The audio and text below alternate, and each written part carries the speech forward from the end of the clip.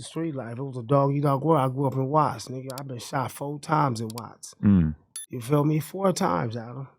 Damn. What was the... 3 of them was unwarranted. How old were you for the first one? 16. What were you doing? I was coming from a club. Didn't even know him. Drive by, walked up, yeah.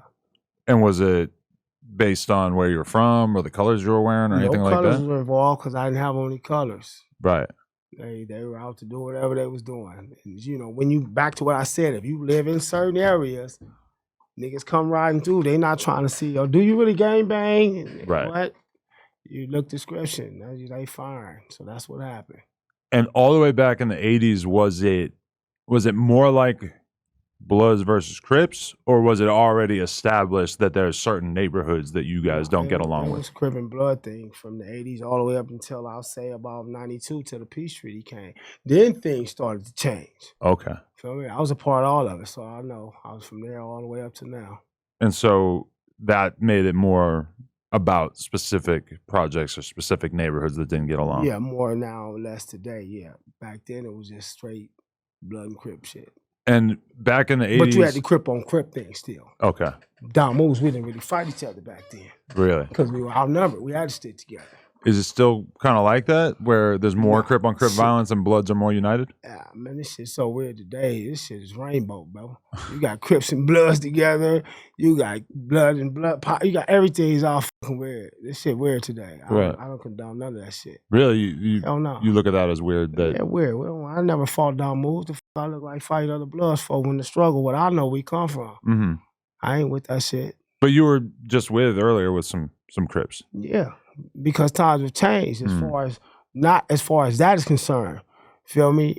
First of all, if you see the way that their attire is, or the way they move, they're not moving like you see. You know what I'm saying? You see what it is. You feel me? Right. So you don't see them blued up, cripped up like that. Now I have partners like that, but I'm not gonna be kicking it with them every day. You know what I'm saying? I'm a down move.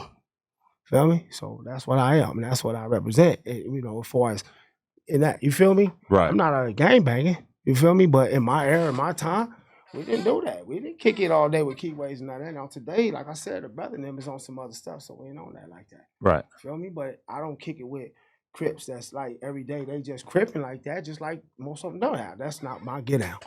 I'm not with the blood on blood shit. Is it weird to you that the colors mean so little now, and it's not surprising to see somebody from 60s wearing an all red sweatsuit? Yeah, it's a whole different era. You might run into a Crip red up, a blue, vice versa. Yeah, that shit. But all that shit unfolded pretty much like, wow, you were locked up. Yeah, all that shit changed. We didn't do that. So, you know, in my day, the homies saw you with too much blue on, they was tripping. Right.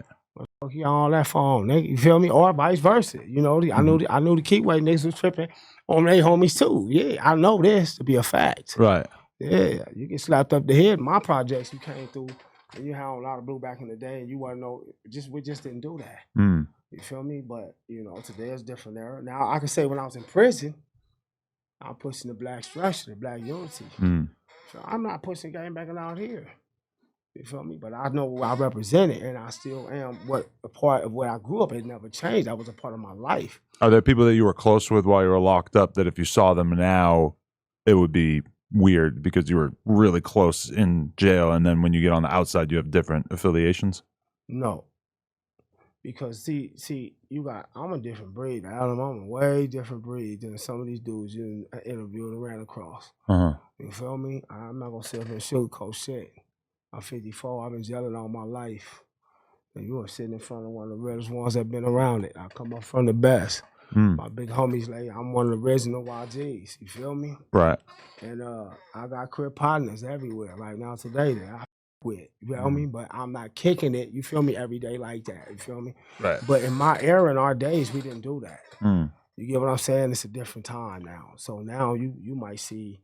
Like I said, all this shit is weird today. I don't condone none of it. Do you remember when things really like pivoted from people being able to get in fist fights to the point where it seemed like mostly people were shooting each other? Was there like a specific time period when that started to play out? I was shooting back then. I got shot in '86 the first time. Right. You feel me? Second time I got shot was 1994, right before I went to prison. And then I've been shot twice since I've been home.